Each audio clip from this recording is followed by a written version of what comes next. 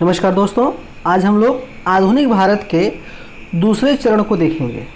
देखिए, इस चरण में हम लोग देखेंगे कि भारत पर जो ब्रिटिश उपनिवेशवाद था उसका क्या प्रभाव पड़ा, उससे क्या चरण थे, हम उसकी चर्चा करेंगे। तो देखते हैं, स्टार्ट करते हैं। कल पिछले क्लास में हम लोगों ने, पिछले लेक्चर में आप देख सकते हैं पिछले वीडियोज़ में, कि मॉडर्न हिस्ट्री में हम लोग भू राजस्व व्यवस्था पर डिस्कस किए थे। आज हम लोग देख रहे हैं ब्रिटिश उपनिवेशवाद के चरण। देखिएगा, अगर हम ब्रिटिश उपनिवेशवाद के चरण की बात करें तो इसके 3 चरण थे, जिसमें व्यापारिक पहला है वाणिज्यिक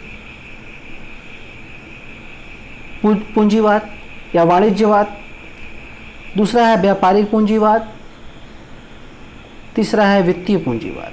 जो पहला वाणिज्यिक या वणिकवाद है, इसका जो चरण था ये 1757 से 1813 तक, जबकि व्यापारिक जो पूंजीवाद था, स्वतंत्र व्यापारिक पूंजीवाद चरण, वो 1813 से 1857 तक, और वित्तीय पूंजीवाद ये 1858 से 1947 तक था। ये जो चरण बांटे गए हैं, वास्तव में ये रजनी पाम दत्त, आर.पी. दत्त ने भारतीय साम्राज्यवादी काल को 3 भागों में बांटा था। ठीक है, अगर हम पहले चरण की बात करें, अर्थात वाणिज्यिकरण जो है, जिसमें हुआ वाणिज्यिक चरण जो था, वणिकवाद जो था, उसकी बात करें तो देखिए किस तरह से भारत में कृषि का वाणिज्यिकरण किया गया, इसकी चर्चा हम करेंगे। आप जानते हैं यह काल जो है 1757 से 1813 तक प्रभावी था। इसमें जो उद्देश्य था ईस्ट इंडिया कंपनी का, वो था कि अधिक से अधिक धन प्राप्त करना।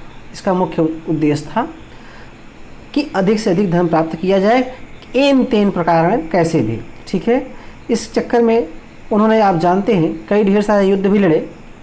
हालांकि उसमें से आप जानते हैं बंगाल पर एकाधिकार किया, मराठों पर किया, कर्नाटक युद्ध लड़े फ्रांसीसियों से, मैसूर से आंग्ल मैसूर युद्ध किया, सिखों से युद्ध किए। ठीक है, और इनका मुख्य उद्देश्य था राजनीतिक शक्ति में वृद्धि करना।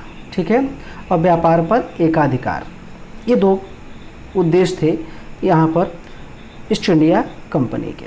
जी हाँ दोस्तों, ईस्ट इंडिया कंपनी के यहाँ पर मुख्य ये 2 उद्देश्य थे। अगर हम आगे बात करें दूसरा, तो आप देखेंगे बंगाल और फ्रांसीसी। बंगाल में इन्होंने एकाधिकार कर लिया, फ्रांसीसियों को लगभग भारत से बाहर ही कर दिया। इस कारण से इनका जो है बंगाल पर, भारत में व्यापारिक एकाधिकार एक तरह से स्थापित हो गया। व्यापारिक एकाधिकार के लिए आप जानते हैं, इसको जो इसमें जो प्रतिद्वंदी होते हैं उनको हटाना अति आवश्यक होता है। व्यापार पर एकाधिकार या प्रतिद्वंदी समाप्त करना ईस्ट इंडिया कंपनी का भी पहला उद्देश्य था। ठीक है, इन्होंने वस्तुओं को कम मूल्य पर खरीदा एवं अधिकाधिक मूल्य पर बेचा, ये भी कोशिश इन्होंने की। आप जानते हैं कि कृषकों से एक कम मूल्य पर वस्तुओं को खरीद लेते थे, और वहीं प्लासी और बक्सर युद्ध के बाद इन्होंने बंगाल में राजनीतिक नियंत्रण भी स्थापित कर लिया। समझिएगा, राजनीतिक नियंत्रण स्थापित कर लेने से क्या होता है, यहाँ पर इनको जो है प्राप्त हुआ। आप जानते हैं कि जो कंपनी है, इनको बंगाल में जो फरोशियर द्वारा इनको कुछ जो एकाधिकार प्राप्त हुए थे बंगाल में फ्री ट्रेड के लिए, ये इनके लिए मील का पत्थर साबित होता है। अगर हम देखिए दूसरी बात, पनिक्कर साहब, आप जानते हैं कि एम पनिक्कर इतिहासकार थे। इन्होंने 1765 से 1772 के काल को भारत में डाकू राज्य कहा है। डाकू राज्य कहने का इनका यही उद्देश्य था कि यहाँ पर अंग्रेजों ने भारत में एन तेन प्रकार धन का शोषण किया, किसानों का शोषण किया। अगर हम आगे देखें तो आप देखेंगे कि दूसरी बात अगर हम देखें तो दूसरा है औद्योगिक पूंजीवाद।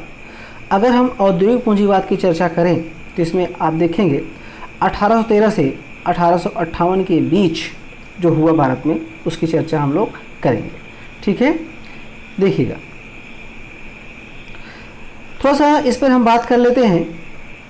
अगर हम देखें कृषि के वाणिज्यीकरण में कुछ और बातें देखें तो आप देखेंगे जो कृषक थे वो बमुश्किल खाद्यान्न का उत्पादन कर पाते थे। उसमें से गेहूँ, चावल, मोटा अनाज इस तरह का उत्पादन करते थे। लेकिन ईस्ट इंडिया कंपनी ने इनसे नील और कपास से खेती कराई। आप जानते हैं नील की खेती के लिए बाद में अंग्रेज़ों ने भारतीयों से उनसे लिखित तौर पर कागजात बनवाए कि अपनी भूमि के 3/20 भाग पर इन्हें आप जानते हैं नील खेती करना अनिवार्य कर दिया गया था, जिसे आप 3 कटिया पद्धति के नाम से भी जानते हैं। 3/20 भाग पर जो खेती करनी होती थी आप जानते हैं उसे 3 कटिया पद्धति भी कहते हैं। ठीक है। और आप जानते हैं नील की खेती पर ही आप जानते हैं दीनबंधु मित्र ने नील दर्पण नामक नाटक लिखा था। वहीं अगर हम बात करें भारत में एक प्रथा और आई धीरे धीरे, ददनी प्रथा। ददनी प्रथा में क्या होता था कि अग्रिम भुगतान करके उत्पादन कराया जाता था। इसमें भी हालांकि शोषण होता था। ठीक है। तो कृषि का वाणिज्यीकरण समझना आपके लिए अति महत्वपूर्ण है, समझेगा। इसमें होता था कि आप जानते हैं उत्पादन में क्या होता था कि अगर कोई वस्तु है, उत्पाद है, 1000 रुपये का है, तो यहाँ पर ईस्ट इंडिया कंपनी के जो गुमास्ते होते थे वो जाकर किसानों से उसे मात्र 100-200 रुपये में खरीद लेते थे, समझेगा। इससे क्या होता था कि किसानों का शोषण होता था। बुनकर थे, बुनकरों से भी इसी तरीके से सामान खरीदा जाता था। पूरा परिवार लगता था, समझेगा। और एक साड़ी बनाता था, उसमें परिवार के 5 सदस्य लगते थे। और मान लेते हैं अगर उस साड़ी की कीमत भी 5 रुपये थी, लेकिन अंग्रेज़ के जो गुमास्ते थे ये लोग जाकर उसको 1-2 रुपये में खरीद लेते थे। इस कारण से जो बुनकर थे वो भी निराश हुए। कुछ बुनकरों तो उन्होंने क्या किया, इस प्रभाव को देखते हुए अपने हाथ तक कटवा दिए और गांव से शहर की ओर माइग्रेट किया, पलायन किया, समझिएगा। इससे बंगाल में एक तरह से बंगाल से लोगों का पलायन हो रहा है। कृषि से लोग उद्योग की ओर जुड़ रहे हैं और मजदूरी कर रहे हैं। ठीक है। ये व्यवस्था धीरे धीरे आपको दिखाई देने लगती है। अगर हम बात करें इधर औद्योगिक पूंजीवाद की, अब दूसरे चरण की बात करेंगे फिर से एक बार। तो औद्योगिक पूंजीवाद जो है 1813 से 1858 के बीच रहा भारत में। इस क्रम में आप देखेंगे कि जो ईस्ट इंडिया कंपनी है वह जो है भारत में, ईस्ट इंडिया कंपनी और भारत में एक तरह से स्वतंत्र व्यापार की नीति अपनाती है, स्वतंत्र व्यापार। ठीक है। और आप जानते हैं जो 1813 का अधिनियम था, उस अधिनियम के तहत कंपनी को भारत में व्यापारिक एकाधिकार का, जो इनको व्यापारिक एकाधिकार प्राप्त था, वो समाप्त हो गया। सिर्फ चीन के साथ व्यापार और चीनी के व्यापार पर इनका अधिकार बना रहा था। और ये भी जानते हैं कि 1813 के अधिनियम के तहत चीन और चाय के व्यापार को भी समाप्त कर दिया गया। ठीक है। अब भारत में ईस्ट इंडिया कंपनी जो है अपना मुख्य लक्ष्य रखती थी, एक अधीनस्थ व्यापार के रूप में देखती थी कि यहाँ पर हमको व्यापार के लिए बाज़ार मिले, इसलिए ब्रिटेन से जो उत्पादित हो रहे हैं भारत में उन्हें बाज़ार मिले। ठीक है।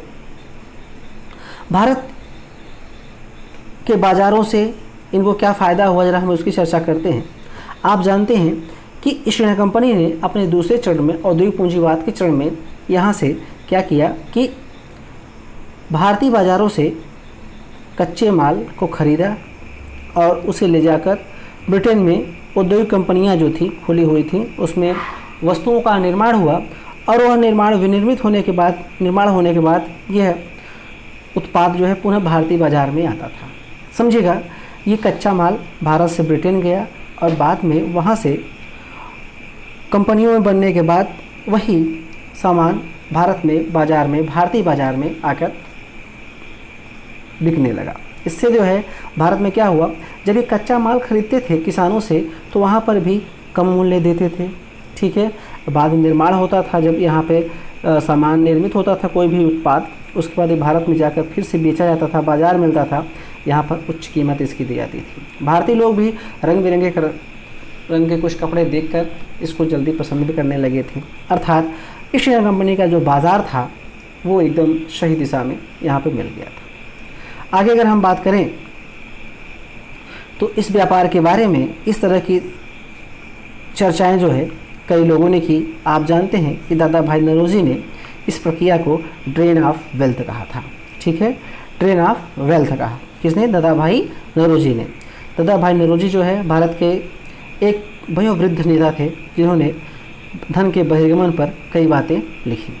ठीक है, धन के बहिर्गमन पर इन्होंने कई बातें लिखी, ये बात आप भी जानते हैं। दूसरी बात अगर हम करते हैं तीसरे चरण की, जिसमें है आप जानते हैं कि वित्तीय पूंजीवाद की बात करें अगर, तो वित्तीय पूंजीवाद जो था, अगर इसकी चर्चा करें जरा सा 1 मिनट के लिए, अगर हम इसको थोड़ा सा और डीप में देखें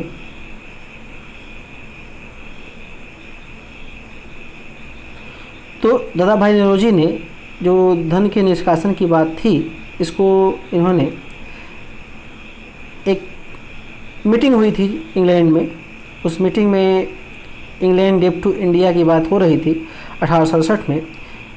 इसमें अपने लेख में इंग्लैंड डेब्ट टू इंडिया के लेख में दादा भाई नौरोजी ने जो बात कही थी उसे एक लेख के माध्यम से कहा, जिसे poverty and British rule in India के माध्यम से आप देख सकते हैं। इसमें इन्होंने कहा कि ब्रिटेन भारत में अपने शासन की कीमत के रूप में भारत की संपदा का दोहन कर रहा है।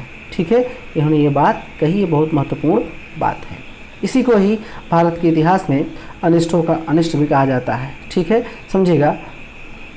आर.सी. दत्त ने भी अपनी किताब इकोनॉमिक हिस्ट्री ऑफ इंडिया में भी यह बात कही है, अनिष्टों का अनिष्ट।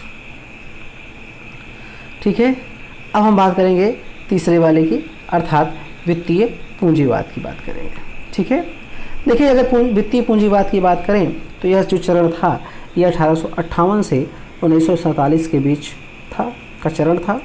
इसमें क्या किया गया? ब्रिटेन सरकार में कई ऐसे लोग थे जो भारत में निवेश करना चाहते थे और उन्होंने भारत में निवेश के लिए पूंजी लगाई। इसके अंतर्गत उन्होंने भारत में रेलवे के विकास के लिए धन लगाना उचित समझा। इसके अलावा कई और संस्थाएं थी जिनमें स्थापित करने की उन्होंने बात कही, लेकिन खासकर उसमें जो पूंजी निवेश की बात की गई वो रेलवे के क्षेत्र में कही गई। रेलवे का विकास के मुख्य उद्देश्य था यहाँ पर, क्योंकि और भी काम में कंपनी लगी हुई थी, इसलिए रेलवे के विकास होने से कंपनी का फ़ायदा होता, इससे जो फ़ायदा होता वो इंग्लैंड को भी होता। तो इंग्लैंड या ईस्ट इंडिया कंपनी का रेलवे के निर्माण में जो मुख्य उद्देश्य था वो था कच्चे माल का बंदरगाहों तक पहुंचाना। ठीक है, समझिएगा, कच्चे माल का बंदरगाहों तक पहुंचाना।